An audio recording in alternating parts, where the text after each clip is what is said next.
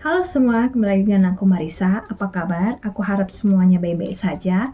Sesuai dengan judul video kali ini, aku ingin mereview hasil pemakaian dari retinol dan niacinamide produk Azarin. Namun sebelum itu, aku harap kalian jangan lupa untuk subscribe, like, dan komen channel videoku karena kedepannya aku akan menampilkan berbagai macam video lebih menarik yang pastinya mungkin akan membantu kalian dalam permasalahan rambut, kulit, dan badan. Jadi jangan lupa dan terima kasih.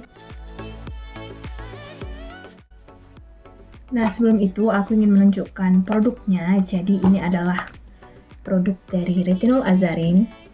Ini botolnya. Bisa kalian lihat sudah habis ya. Sudah habis. Dan ini juga niacinamide dari Azarin. Tidak bisa dilihat, cuman ini juga udah habis. Jadi aku sudah memakai ini untuk kurun waktu kurang lebih 2 bulan. Aku habis 2 botol retinol dan 2 botol Azarin. Namun sebelum aku melakukan review pemakaian retinol dan niacinamide ini, aku ingin memberitahukan beberapa hal yang harus kalian perhatikan sebelum memakai retinol dan niacinamide. Karena kedua produk ini, baik retinol dan niacinamide, mengandung beberapa zat yang cukup keras yang mungkin memberikan efek samping jika kalian menggunakannya secara asal-asalan. Untuk pemakaian retinol, beberapa hal yang harus kalian perhatikan. Pertama, kalian boleh menggunakan ini ketika kalian menginjak umur 25 tahun ke atas atau 20 tahunan lah. Jangan di bawah 20 tahunan karena penggunaan retinol di usia dini itu mungkin menyebabkan beberapa resiko pada kulit. Bisa kulit menjadi kering, kulit menjadi iritasi, dan lain-lain. Kalau bisa kalian menggunakan ini sesuai dengan yang dianjurkan ya, di atas 25 tahun. Yang kedua, untuk penggunaan retinol sendiri itu, kalian harus menggunakannya dari retinol yang berkadar rendah atau gentle. Untuk aku sendiri, sebagai pengguna pemula dulu, aku menggunakan retinol toner dari Avoskin. Setahu aku itu salah satu retinol yang bagus bagi pemula, dan aku menggunakannya yang share injar ya teman-teman. Karena apa share injar? Karena di situ aku hanya berniat untuk memperkenalkan kulitku dengan retinol. Setelah menggunakan Avoskin toner tersebut, aku baru menggunakan Azarin retinol yang kadar retinolnya cukup tinggi. Bukan cukup tinggi sih, lebih tinggi dibandingkan retinol di Avoskin toner yang aku pakai sebelumnya. Yang ketiga, penggunaan retinol sendiri itu dikhususkan digunakan pada malam hari karena mengandung zat aktif yang membuat kulit kita itu lebih sensitif dengan sinar matahari. Dan jika kalian menggunakan ini pada malam harinya, kebesokan harinya kalian harus menggunakan sunscreen atau tabir surya untuk melindungi kulit dari paparan sinar matahari. Dan penggunaan retinol sendiri itu diselang-seling ya teman-teman. Ini tidak boleh digunakan setiap harinya. Kurang lebih kalian bisa menggunakan retinol 2-3 hari sekali pada malam hari.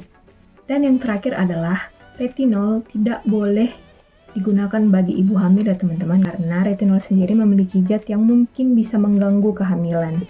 Nah, itu dia beberapa hal yang harus kalian perhatikan sebelum menggunakan retinol. Sekarang, hal yang perlu kalian perhatikan sebelum menggunakan niacinamide. Ini pengalaman pribadi aja teman-teman. Sebelumnya, aku nggak tahu kalau pembagian produk kosmetik penggunaan niacinamide ini ada dua. Yang pertama, niacinamide kandungan 5% dan satu lagi yang 10%. Dan bodohnya aku, pertama kali aku menggunakan niacinamide dari produk kosmetik lain yang kandungan niacinamide-nya itu 10%. Dan aku membelinya langsung full seperti ini. Awal pemakaian itu tidak ada masalah, sama sekali tidak ada masalah. Cuman selang 3 hari, 4 hari, tiba-tiba muncul banyak jerawat kecil-kecil di muka aku dan wajahku semakin kusam. Terus jerawatnya itu gatal-gatal. Akhirnya aku memutuskan walaupun masih sedikit yang terpakai, aku memberhentikan produk kosmetik tersebut dan tidak menggunakan niacinamide karena takut.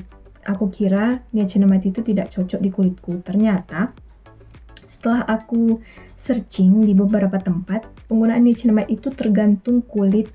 Ada yang cocok 5%, ada yang cocok 10%. Jadi kalian harus mengetahui apa yang dibutuhkan oleh kulit kalian. Apakah 5% kah atau 10%, karena keduanya walaupun sama-sama niacinamide, setauku kegunaannya itu berbeda. Nah, kita kembali ke topik utama di mana apa kegunaan dari retinol dan niacinamide ini.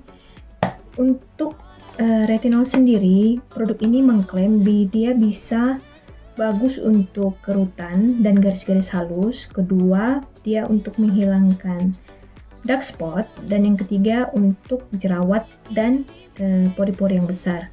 Sedangkan yang untuk niacinamide ini, dia dikhususkan untuk kulit yang kusam dan dark spot. Habis itu bekas-bekas jerawat dan pori-pori besar juga. Jadi ada kesamaan ya di dua produk ini. Yang pertama, dia sama-sama untuk dark spot, bekas jerawat yang menghitam seperti itulah. Yang kedua, dia sama-sama untuk pori-pori yang besar. Dan yang ketiga untuk jerawat. Salah satunya untuk jerawat betul-betul jerawat yang baru tumbuh, satu lagi untuk bekas jerawat. Jadi di sini aku ingin mereview sesuai dengan klaimnya di sini, lalu aku akan menunjukkan gambar before dan after pemakaian selama 2 bulan. Yang pertama, dia bagus untuk garis-garis halus, dan ini aku jempol. Dia betul-betul sesuai dengan klaimnya karena ada beberapa garis sebelum pemakaian ini, ada beberapa garis di bawah mataku ini. Semakin aku menggunakan ini, dia semakin pudar garisnya. Dan yang kedua untuk dark spot. Nah, yang kedua ini sama-sama untuk dark spot ya, jadi aku nggak tahu yang mana lebih bagus, cuman dia bisa memudarkan baik itu bekas jerawat yang hitam ataupun yang merah. Aku langsung aja lah menunjukkan foto before afternya di sini, jadi kalian bisa melihat perbedaan before afternya, sekalian aku menjelaskannya secara langsung. Ini dia perbedaan antara pemakaiannya sebelum dan sesudah 2 bulan. Itu yang kedua ya teman-teman, dark spot. Dia bagus untuk dark spot, baik itu yang merah ataupun yang hitam. Dan yang ketiga, big pores, pori-pori besar. Sejujurnya aku nggak mengerti ya perbedaan antara pori-poriku sebelum dan sesudah, karena menurutku itu sama aja, tidak terlalu berpengaruh untuk pori-poriku. Yang ketiga adalah jerawat. Untuk jerawat sendiri, aku merekomendasikan retinolnya teman-teman. Karena apa? Ketika aku menggunakan retinolnya pada malam hari, keesokan paginya jerawatku itu sudah mengering dan tinggal tunggu bekas jerawatnya itu menghilang. Dan baik retinol dan niacinamide ini tidak mengganggu dan tidak membuat kusam kulit sensitifku, karena pada umumnya kalau misalnya aku nggak cocok sama suatu produk, dia langsung nampak, baik itu bentuk kulitku langsung mengusam atau jerawat itu muncul, sedangkan penggunaan Azarin ini tidak. Nah, yang terakhir itu aku pernah baca kalau retinol dan niacinamide itu bagus untuk flek. Dan seperti yang kalian lihat, aku tuh punya flek ya di bawah mata.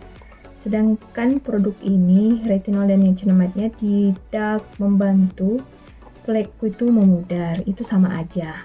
Tapi yang seperti yang aku tahu sih, flek itu susah ya untuk dihilangkan. Perlu treatment ke dokter kecantikan dulu baru dia bisa memudar dan hilang.